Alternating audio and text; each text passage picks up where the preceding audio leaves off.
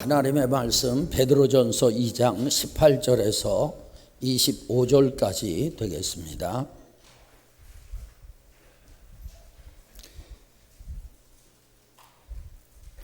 베드로전서 2장 18절에서 25절까지 제가 가진 성경은 신약성경 379쪽이 되겠습니다. 우리 다 같이 합독합니다. 사반들아 범사에 두려워함으로 주인들에게 순종하되 선하고 관용하는 자들에게만 아니라 또한 까다로운 자들에게도 그리하라. 부당하게 고난을 받아도 하나님을 생각함으로 슬픔을 참으며 이는 아름다우나 죄가 있어 매를 맞고 참으면 무슨 칭찬이 있으리요. 그러나 선을 행함으로 고난을 받고 참으면 이는 하나님 앞에 아름다우니라. 이를 위하여 너희가 부르심을 받았으니 그리스도도 너희를 위하여 고난을 받으사 너희에게 본을 끼쳐 그 자체를 따라오게 하려 하셨느니라. 그는 죄를 범하지 아니하시고 그 입에 거짓도 없으시며 욕을 당하실 때 맞대어 욕하지 아니하시고 고난을 당하실 때 위협하지 아니하시고 오직 공의로 심판하는 이에게 부탁하시며 친히 나무에 달려 그 몸으로 우리 죄를 담당하셨으니 이는 우리로 죄에 대하여 죽고 의에 대하여 살게 하려 하심이라. 그가 채찍에 맞음으로 너희는 나음을 얻었나니 너희가 전에는 양과 같이 길을 잃었더니 이제는 너희의 영혼의 목자와 감독 되신 이에게 돌아왔느니라. 아멘. 하나님의 은혜가 오늘도 넘치기를 축원합니다. 여러분 교회 뒤에 매화꽃이 피었습니다. 예배 끝나고 올라가셔서 한번 구경들 하시길 바랍니다. 이번 주에요 예수님 안에서 좋은 일 많이 일어날 줄로 믿습니다. 여러분 이 본문은요 사환들이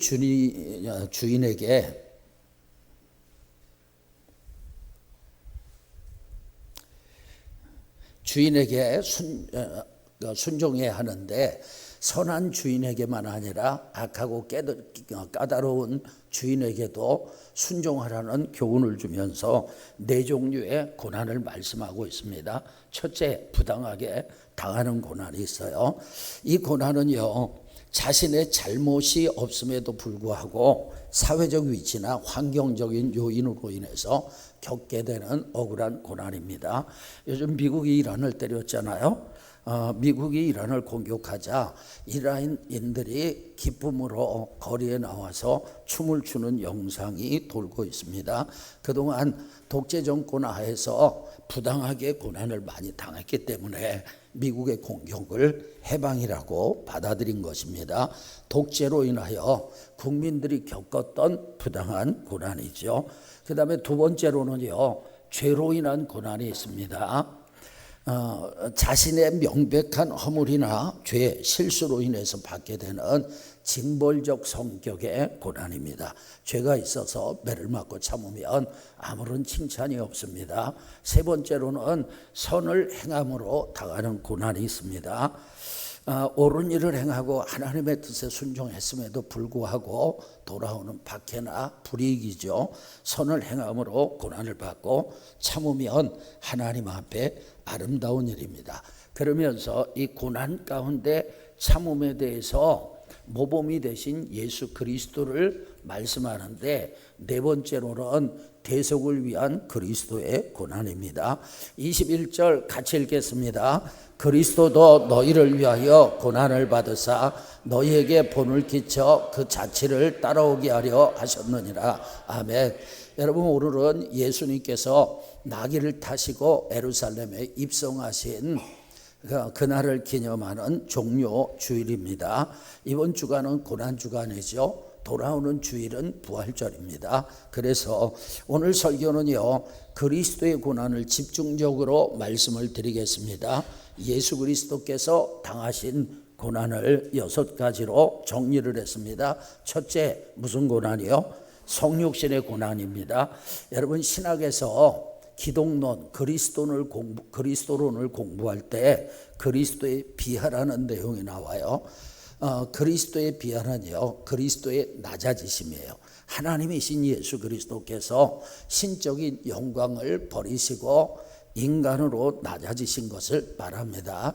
이 개혁주의 전통에서는 그리스도의 비하를 보통 4단계로 정리를 합니다. 성육신, 고난, 죽음, 장사됨, 지옥 강화도 있는데 이것은 교리적으로 맞는 데도 있고 안 맞는 데도 있어요. 이 모든 과정은 우리의 대속과 속죄를 위한 과정이었습니다. 이 중에서 성육신을 말씀드리겠습니다. 빌립보서 2장 6절에서 7절 다 같이 그는 근본 하나님의 본체시나 하나님과 동등됨을 취할 것으로 여기지 아니하시고 오히려 자기를 비어 종의 형체를 가지사 사람들과 같이 되셨고 아멘. 여러분 예수 그리스도는 하나님의 본체이십니다. 하나님과 동등된 분입니다. 즉 하나님이십니다. 그런데 하나님이 자기를 비우고 사람의 몸을 입고 이 세상에 오셨어요. 이것을 성육신이라고 하는 것이고 요한복음 1장에서는요 말씀이 육신이 되셨다 이렇게 표현을 했습니다. 영이신 하나님이 사람의 몸을 입고 오신 것 그것이 성육신이에요. 저는요 폐쇄공포증을 약하게 경험해 봤습니다. 이 사람은 저는 아닙니다. 군대에서 시가지 전투 훈련을 할 때 지하에 매설되어 있는 약 10m 정도 되는 좁은 하수관을 통과하는 훈련을 했습니다. 그 하수관은요 건강한 청년 한 사람이 누워서 겨우 기어갈 수 있을 정도로 좁은 하수관이었습니다. 저는 그 하수관을 통과하다가 중간에서 너무 답답함을 느꼈습니다. 거기에 계속 있다가는 미쳐버릴 것 같은 그런 공포심도 들었습니다.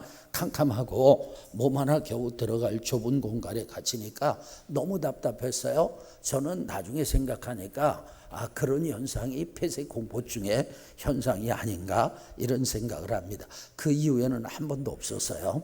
성육신은요 그리스도에게는 고난이었습니다. 여러분 생각해 보세요.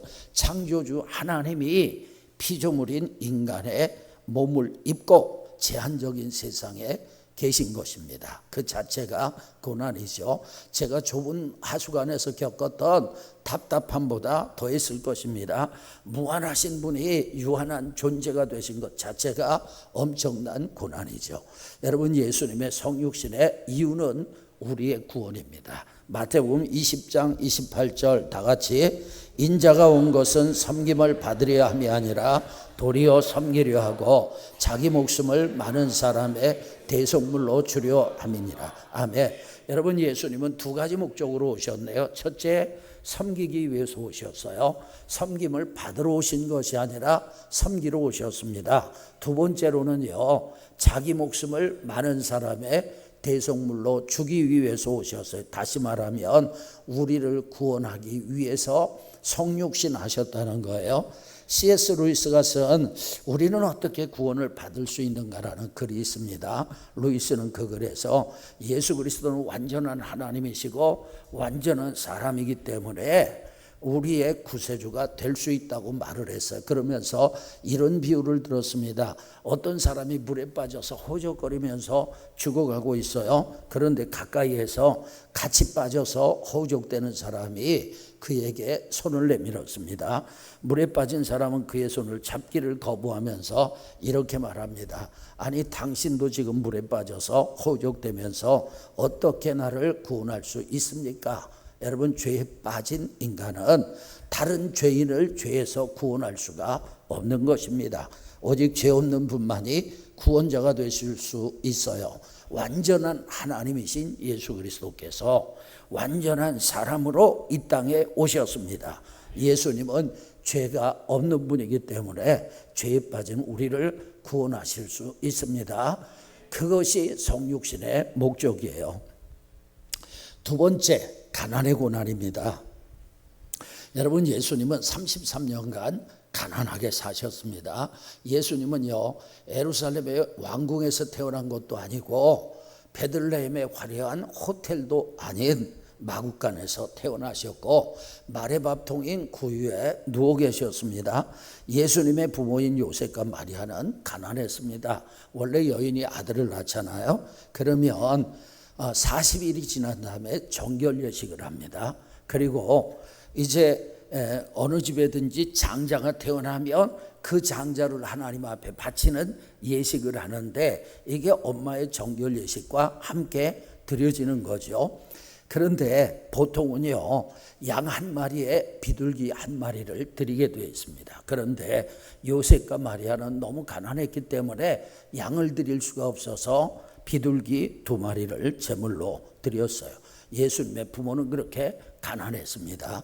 여러분, 예수님은 사역하실 때 정착된 거주지가 없었잖아요. 예수님께서는요, 여우도 굴이 있고 공중의 새도 거처가 있어대 인자는 머리 둘 곳이 없다고 말씀하셨어요. 여러분, 예수님은 생의 마지막 순간까지 아무것도 소유하지 않은 채 세상을 떠나셨습니다. 여러분, 예수님의 유일한 소유물은 뭐였느냐? 겉옷과 속옷이었어요. 그런데 여러분, 로마 군인들이 겉옷은 나누었고 속옷은 제비 뽑아 가졌습니다. 그래서 예수님은 지상에서의 마지막 물질적 소유까지 사라졌습니다. 예수님은 죽으신 후에는 본인의 묘가 준비됐던 것이 아니에요. 가족묘가 있었던 것이 아닙니다. 손산이 있었던 것이 아니라 아리마르의 사람 요셉에게 빌린 무덤에 안치되셨어요. 그러니까 예수님은 경제적으로 가난하셨습니다. 김삼원 목사님 아버님은 평생을 사서삼고용을 읽으셨대요. 시골에 사시는데 일도 안 해요, 나무도 안 해요, 농사도 짓지 않고 사서삼경만 읽으셨어요. 사서삼경이 밥 먹어주는 줄 알고 집이 그렇게 가난해도 오로지 사서삼경에 빠져 살았습니다. 계속 사서삼경을 쓰고 보고 쓰고 배우고 또 외우고 그랬어요. 그런데 아버님이 50대 되어서 교회에 나오셨는데 은혜를 받고 나서는요, 사서삼경을 버리고 성경만 보셨어요. 그래서 김삼원 목사님이 하도 신기해서 여쭤봤습니다. 아버지, 성경이 그렇게 좋아요? 그 어른이 이렇게 대답하더랍니다. 얘야, 내가 성경에 빠져 있는 이유가 있다. 사서삼경에는 이렇게 저렇게 행해라, 이렇게 저렇게 하는 것이 좋다, 그런 이야기만 했지 약속은 없어. 약속은 없는데 성경에는 약속이 있단다. 믿으면 구원받는다. 아멘. 행하면 복을 받는다. 약속이 있단다. 그 어린이 성경을 정확하게 잘 보신 것입니다. 여러분, 세상에는 약속이 없어요. 그런데 성경에는요, 믿으면 구원받는다, 기도하면 응답받는다, 온유한 사람이 땅을 차지한다, 먼저 하나님의 나라와 하나님의 의를 구하라, 그리하면 이 모든 것을 더해주겠다, 장수하기 원하느냐, 보약 먹어라, 운동해라, 그것이 아니라 너희 부모를 잘 공경해라, 효도해라, 그렇게 말씀하시죠. 여러분, 성경은요, 행하면 복을 받는다고 약속하고 있습니다. 성경은 약속의 말씀이에요. 말씀대로 살면 복을 받는다고 약속했어요. 그 중에 여러분, 부요함의 약속도 있어요. 따라합시다. 부요함의 약속. 여러분, 예수님은 본래 부요하신 분이죠. 왜냐하면 천지만물의 창조주예요. 하늘도 주님의 것이고 땅도 주님의 것입니다. 아멘. 여러분, 제가 별에 대해서 관심이 있어서 AI한테 물어봤더니요, 이 우주에는요, 다이아몬드로 된 별도 있다는 거예요. 비도 막 다이아몬드가 내리고 그래요. 여러분, 별들도 주님의 것인 줄로 믿습니다. 혹시 이사 가고 싶은 사람은 일론 머스크하고 친해져 보세요. 자, 여러분, 예수님은 그렇게 부유하신 분이에요. 금도 내 것이요 은도 내 것이라고 하셨어요. 그런데 그 부유하신 주님이 가난하게 되셨습니다. 스스로 가난에 처하셨어요. 그 이유는 우리를 부유하게 하기 위함인 줄로 믿습니다. 고린도후서 8장 9절 다 같이, 우리 주 예수 그리스도의 은혜를 너희가 알거니와 부유하신 이로써 너희를 위하여 가난하게 되심은 그의 가난함으로 말미암아 너희를 부유하게 하려 하심이라. 아멘. 우리 주 예수 그리스도의 은혜 한 가지를 말씀하고 있습니다. 예수님은 부유하신 분인데 가난하게 되셨어요. 무엇 때문이에요? 그분의 가난함으로 저와 여러분을 부유하게 하기 위함인 줄로 믿습니다. 따라합시다. 성경은 믿음의 원리를 말씀합니다. 여러분, 성경은 믿음의 원리를 말씀해요. 구원받기를 원한다면 구원받을 만한 믿음을 가져야 하는 것입니다. 여러분, 육체의 질병을 치유받기를 원하면 치유의 믿음을 가져야 돼요. 마태복음 9장에 보면 가버나움에서 두 명인이 예수님을 따라오면서 다윗의 자손이여 우리를 불쌍히 여기소서 외쳤습니다. 예수님께서 그들의 눈을 만지시면서 말씀하셨어요. 따라합니다. 너희 믿음대로 되라. 너희 믿음대로 되라. 믿어야 치유가 일어납니다. 우리 주 예수 그리스도께서 주시는 부요함의 은혜도 여러분 믿음을 가져야 하는 거예요. 그런데 우리 그리스도인들을 보면요, 많은 분들이 구원의 믿음은 가졌어요. 그래서 하나님의 자녀가 되고 천국에 갑니다. 그런데 이 부요함의 믿음이 없어요. 성경에서 분명히 못 박아서 말씀하셨잖아요. 부요하신 예수님이 가난하게 되신 것은 우리를 부요하게 하기 위함이라고요. 아멘. 여러분, 믿음을 갖기를 주의 이름으로 축원합니다. 부자 되길 원하세요? 믿음을 가지세요. 잠언해 보세요. 여호와께서 주시는 복은 사람을 부하게 하고 근심을 겸하여 주지 않는다고 말씀하셨어요. 세 번째, 사람으로 인한 고난을 당하셨어요. 여러분, 예수님은 사람으로 인해서 고난을 많이 당하셨습니다. 출생하시자마자 헤롯 왕이 예수님을 죽이려 하니까 어디로 피신 갔어요? 애굽으로 피신 가셨잖아요. 사람 때문에 고난 당하신 거죠. 예수님은 가장 위로가 되어야 할 주변 인물들 때문에도 고통당하셨습니다. 고향 나사렛 사람들은요, 예수님을 낭떠러지로 밀쳐 떨어뜨리려고 했고 친척들은 예수님을 미쳤다고 했습니다. 3년 동안 동고동락했던 제자 가룟 유다는 예수님을 은 30에 팔았죠. 예수님께서 붙잡히시던 밤 수제자였던 베드로는 예수님을 모른다고 3번이나 부인했고 한 번은 예수님을 저주까지 했습니다. 여러분, 당시 기득권 세력은요, 예수님을 끊임없이 궁지로 몰아넣었죠. 바리새인과 서기관들은 예수님을 먹기를 탐하고 포도주를 즐기는 사람이라고 비난했습니다. 귀신의 왕 바알세불을 힘입었다고 그렇게 비방을 하고 신성 모독죄를 뒤집어 씌우려고 했어요.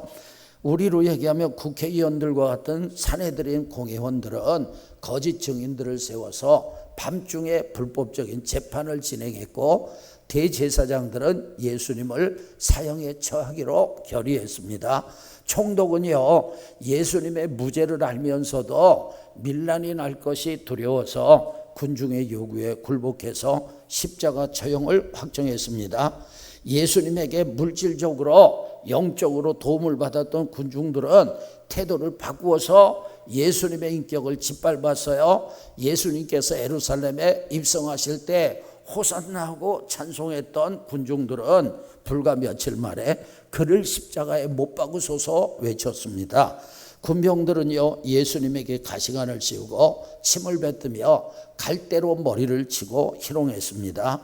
예수님께서 십자가에 달려 계실 때 사람들은 내가 하나님의 아들이거든 자기를 구원하고 내려오라고 비웃고 조롱했어요. 그러니까 예수님은 출생부터 죽음의 순간까지 사람들 때문에 고통을 당하셨습니다. 히브리서 4장 15절 다 같이, 우리에게 있는 대제사장은 우리의 연약함을 동정하지 못하실 리가 아니요 모든 일에 우리와 똑같이 시험을 받으시니로되 죄는 없으시니라. 아멘. 여러분, 예수님은요, 우리를 동정하실 줄 아시는 분이에요. 우리의 연약함을 긍휼히 여기시는데 이유가 뭐냐면 예수님도 우리가 받은 상처, 우리가 받았던 고난들을 동일하게 받으셨기 때문입니다. 할렐루야.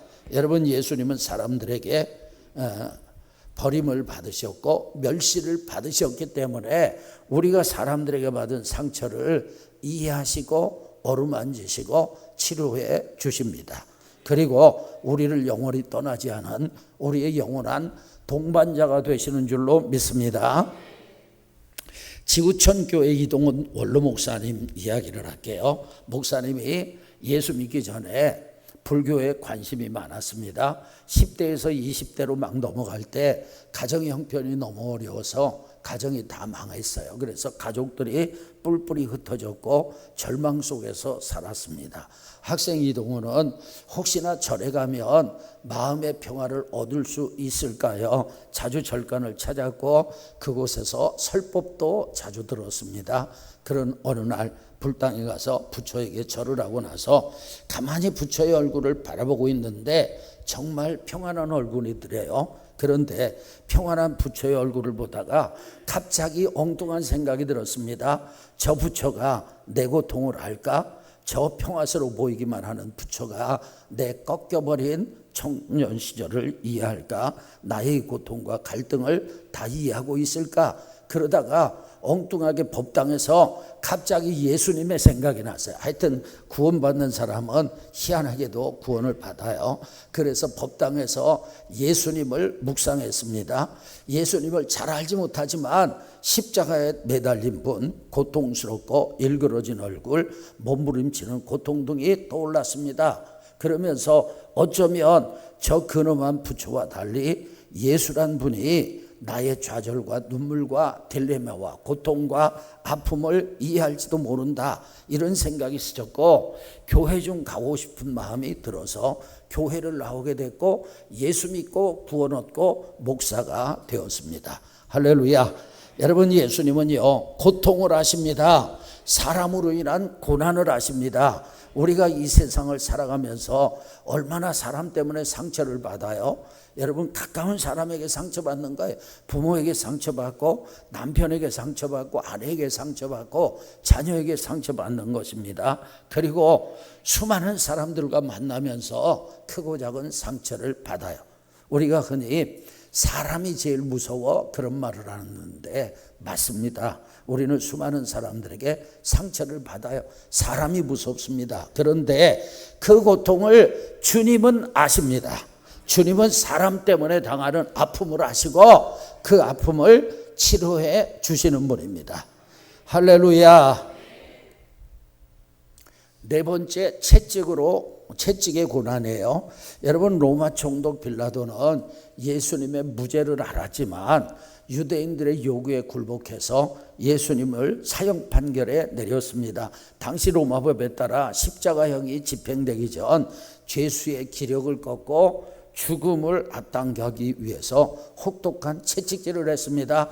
그 당시 로마 군인들이 사용했던 채찍은 플라그룸이라는 무시무시한 도구였어요. 여러 갈래 가죽끈 끝에 납덩어리나 날카로운 뼈 조각을 매달았습니다. 채찍이 몸을 감길 때마다 납덩어리는 타박상을 입혔고 날카로운 뼈 조각은 살점을 파고들어 찢어냈습니다. 이 과정에서 등과 어깨, 다리 근육이 노출되고 심한 과다출혈이 발생했습니다. 이 과정에서 그 고통당하는 모습을 시편 129편 3절에서는요, 밭가는 자들이 내 등을 갈아 그 고랑을 길게 지었도다, 이렇게 말했어요. 예수님은 혹독한 채찍질 때문에 십자가에 달리시기 전에 이미 기진하셨습니다. 그래서 여러분, 로마 군인들은요 구레네 시몬에게 예수님의 십자가를 대신 짊어지고 골고다에 오르게 했어요. 그렇다면 예수님은 무엇 때문에 채찍에 맞으신 것입니까? 그 답이 본문 24절에 나와요. 다 같이 읽습니다. 나음을 얻었나니. 아멘. 그가 누구예요? 예수님이에요. 채찍에 맞음으로 너희는 나음을 얻었나니. 너희가 누구냐? 믿는 자인 줄로 믿습니다. 예수님은 우리 몸의 질병과 연약함을 대신 짊어지신 거예요. 그렇기 때문에 우리는 주님의 상처를 의지하여 육체의 질병의 치유를 선포할 수 있습니다. 이분은 누구냐면 긍정의 힘으로 유명한 조엘 오스틴의 어머니 도드 오스틴 여사입니다. 본래 이제 남편이 살아계실 때는 목사님 사모님이셨죠. 1981년 12월 10일 당시 48세였던 도드 오스틴은 몸이 급격히 쇠약해져서 병원을 찾았습니다. 전이성 간암 말기 판정을 받았어요. 의사들은요, 더 이상 손을 쓸 수 없다면서 집으로 가서 정리할 것을 권유했습니다. 이분은 집으로 돌아와서 침대에 누워 죽음을 기다리는 대신 성경을 펼쳤습니다. 그리고 하나님이 치유를 약속하신 49절의 성경 구절을 찾아서 목록을 만들었습니다. 이분의 간증에서 가장 핵심적인 부분은 증상보다 말씀을 더 신뢰하기를 선택하는 의지입니다.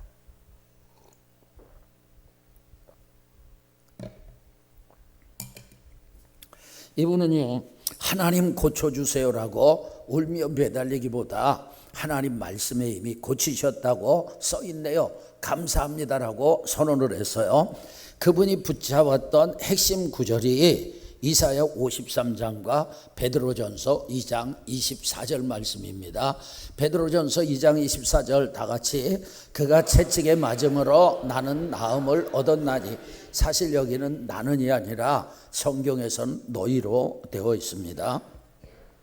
매일 수차례 소리내서 이분은 고백을 했어요. 예수님이 채찍이 맞으실 때 나의 암세포는 이미 죽었고 나는 나음을 입었다, 그렇게 고백을 했어요. 치유는 즉각적으로 나타나지 않았어요. 몸은 여전히 마르고 황당 증세가 있었고 통증도 계속됐습니다. 그런데 남편 존 오스틴 목사님은 사모님을 환자 취급하지 않고 온 가족이 사모님이 이미 나은 사람인 것처럼 대하며 함께 기도했습니다. 이분은요, 거울로 자신의 병색이 짙은 얼굴을 보는 대신에 건강했던 시절에 사진을 붙여놓고 이것이 나의 진짜 모습이라고 선언했습니다. 암의 증상이 나타날 때마다 아마 너는 내 몸에 있을 권리가 없다, 예수님이 이미 값을 치르셨다며 질병을 꾸짖었습니다. 시간이 흐르면서 조금씩 기력을 회복하기 시작했고 결국 암세포는 완전히 사라졌습니다. 기적이 일어났어요. 1981년 시한부 선언을 받았던 분이 45년째 지금까지 건강하게 생존하고 계시며 90세가 넘었는데 교회에서 이런 치유와 관련된 사역을 하고 있습니다. 도드 오스틴은 베드로전서 2장 24절을 읽을 때마다 너희 눈을 나로 바꿨습니다. 그가 채찍에 맞음으로 나는 나음을 얻었나니. 같이 한번 읽겠습니다. 그가 채찍에 맞음으로 나는 나음을 얻었나니. 아멘. 여러분, 예수님께서 채찍에 맞는 고난을 당하셨어요. 이유가 뭐냐? 우리에게 건강을 주시기 위함입니다. 다섯 번째, 십자가의 고난입니다. 예수님의 고난의 하이라이트는 십자가죠. 복음을 좁게 말하면 예수 그리스도의 죽음과 부활이에요. 그만큼 십자가가 예수님이 당하신 고난의 핵심입니다. 그렇다면 예수님은 무엇 때문에 십자가에 달리셨어요? 베드로전서 2장 24절에 보니까 친히 나무에 달려 그 몸으로 우리 죄를 담당하셨으니. 할렐루야. 여러분, 예수님께서 친히 나무에 달리셨어요. 십자가에 달리셨어요. 무엇 때문이냐면 그 몸으로 저와 여러분의 죄를 담당하기 위함인 줄로 믿습니다. 그러니까 예수님은 십자가에서 우리의 죄값을 대신 지불해 주신 것입니다. 십자가는 죄의 저주를 끊습니다. 그리고 우리의 구원의 근거입니다. 여러분, 십자가의 원리 이해는 쉽습니다. 이 기독교의 원리는 굉장히 쉬운 거예요. 십자가의 원리는 대속인데 대속은 두 가지 면에서 이해하면 쉽습니다. 먼저 법정적인 의미예요. 공의로우신 하나님 앞에서 모든 인간은 죄인이에요. 죄로 인해서 사형 판결을 받은 죄인입니다. 우리는 사형수로 그 형벌을 직접 받아야 합니다. 그런데 예수님이 법정에 나타나셔서 내가 이 사람의 사형 죄값을 대신 치르겠다고 자원하신 것입니다. 예수님이 십자가에서 죽으심으로 법적인 죄의 대가가 지불되었어요. 예수님의 대속을 믿는 자에게는 이미 무죄 판결이 내려진 것입니다. 또 하나는요, 시장적 의미예요. 자, 고대 사회에서 노예를 해방시키려면 누군가가 그 노예의 몸값을 주인에게 지불해야 했습니다. 이를 구속이라고 합니다. 인류는 죄와 사망, 사탄의 권세 아래 묶여있는 노예였어요. 그런데 예수님이 자신의 생명을 몸값으로 지불하셨어요. 할렐루야. 예수님께서 값을 치르고 우리를 사셨기 때문에 우리는 마귀와 죄와 사망으로부터 해방되어 하나님의 자녀가 된 것입니다. 아주 간단하게 다시 설명해 보겠습니다. 우리가 함께 식당에 갔습니다. 근데 너무 여러 사람이 갔기 때문에 한 사람이 돈을 내는 것이 부담스러워서 더치페이를 하기로 했어요. 각자 자기가 먹은 것은 자기가 내기로 했습니다. 그런데 제가 실수를 했어요. 지갑을 안 가져왔네요. 그래서 밥값을 내지 못하고 있는데 착한 교인 한 명이 목사님 밥값은 제가 내겠습니다. 고맙습니다. 그래서 그분이 밥값을 대신 내줬어요. 그러면 저는 밥값으로부터 자유합니다. 왜 그럴까요? 그분이 저의 밥값을 대속하셨기 때문에. 여러분, 십자가의 원리가 쉽기 때문에 쉽게 받아들이고 믿는 사람이 있는가 하면 십자가의 도는 너무나 쉬운데 이것을 이해를 못하고 믿지 못하고 거부하는 사람들이 있어요. 고린도전서 1장 18절 다 같이 읽습니다. 십자가의 도가 멸망하는 자들에게 미련한 것이요 구원을 받는 우리에게는 하나님의 능력이라. 아멘.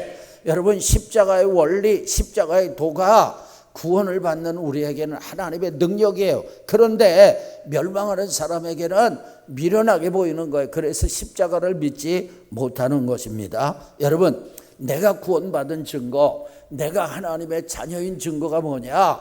예수 그리스도의 십자가가 역사적 사실로 믿어져요. 그리고 역사적 사실뿐만 아니라 나를 대속하기 위해서 예수님께서 나 대신 십자가에서 죽으신 것이라고 믿어지는 거예요. 여러분, 이것이 믿어지면 아멘 합시다. 그렇다면 여러분은 구원받은 사람이에요. 구원받은 사람에게는 십자가의 도가 능력입니다. 할렐루야. 마지막 6번째, 유기의 고난입니다. 낯선 단어죠. 그리스도의 유기는요, 예수님이 십자가에 달려 계실 때 하나님 아버지로부터 버림받았다, 그런 의미예요. 따라합시다. 하나님 아버지로부터 버림받았다. 누가 버림받으셨어요? 예수 그리스도께서. 마태복음 27장 46절에 보니까 예수님께서 운명하시기 전에 크게 소리 높여 외치셨습니다. 엘리 엘리 라마 사박다니. 무슨 뜻이에요? 나의 하나님 나의 하나님 어찌하여 나를 버리셨나이까. 아멘. 여러분, 이 외침은 단순히 육체적 고통에 대한 비명이 아닙니다. 영원 전부터 한 번도 끊어진 적 없던 성부 하나님과의 친밀한 관계가 단절된 것에서 오는 영적인 절규예요. 유기는요, 예수님이 당하신 고난의 최정점입니다. 그리스도의 유기의 결과가 무엇인가? 그리스도가 유기됨으로써 우리에게 놀라운 영적인 반전이 일어났습니다. 예수님이 아들로서 버림받으셨기 때문에 죄인된 우리가 하나님의 자녀로 받아들여질 수 있게 된 것입니다. 아멘. 히브리서 13장 5절에 보니까 내가 결코 너희를 버리지 아니하고 너희를 떠나지 아니하리라 말씀하셨어요. 예수님이 십자가에서 하나님과 단절되셨어요. 하나님께 버림당하셨어요. 그래서 우리에게는요, 하나님께서 함께 하시고 우리를 버리지 않고 우리를 떠나지 아니하시는 이 약속이 유효한 것입니다. 이사야 40장 15절 다 같이 읽겠습니다. 보라, 그에게는 열방이 통에 한 방울 물과 같고 저울의 작은 티끌 같으며 섬들은 떠오르는 먼지 같으니. 아멘. 여러분, 이 지구상에 240개국이 넘는 국가가 있습니다. 그 국가에는요 80억이 넘는 사람들이 살고 있어요. 그런데 하나님에게는요 통에 한 방울 물과 같아요. 손끝에 물이 맺혀서 한 방울 똑 떨어지는. 여러분, 열방이 하나님 앞에는 통에 물과 같아요. 그리고 열방이 저울의 작은 티끌 같습니다. 그런데 여러분, 사실 이건 놀라운 거예요. 온 우주의 주인이신 하나님 앞에서 우리가 객관적으로 본다면 열방이 통에 한 방울의 물과 같고 저울의 작은 티끌과 같다면 우리는요 아무것도 아닙니다. 그런데 하나님에게는, 여러분, 그런 위대하신 하나님에게는 우리가 귀한 거예요. 그래서 우리를 하나님의 자녀 삼으시기 위해서 독생자 예수 그리스도를 이 땅에 보내셨어요. 그리고 예수 그리스도께서 우리를 구원하시기 위해서 십자가에서 죽으시고 사흘 만에 부활하셨습니다. 여러분, 정말 할렐루야가 터져 나와야 할 부분이에요. 그리스도의 유기로 우리가 하나님 앞에 하나님의 아들로, 하나님의 딸로, 하나님의 양자로 받아들여진 줄로 믿습니다. 설교를 마무리하겠습니다. 오늘은 예수 그리스도의 6대 고난을 말씀을 드렸어요. 첫째, 성육신의 고난이에요. 하나님이 사람의 몸을 입고 이 땅에 오셨어요. 두 번째, 가난의 고난입니다. 예수 그리스도께서 가난하게 되셔서 우리를 부욕케 하기 위함이라고 하셨어요. 부요함의 믿음을 갖기를 축원합니다. 세 번째, 사람으로 인한 고난입니다. 주님은요, 우리가 사람 때문에 당하는 아픔, 슬픔, 고통 다 아시고 이해하시고 어루만져 주시고 치료해 주시는 분이에요. 예수님은 채찍으로 고난당하셨어요. 예수님이 채찍에 맞음으로 저와 여러분이 건강하게 된 줄로 믿습니다.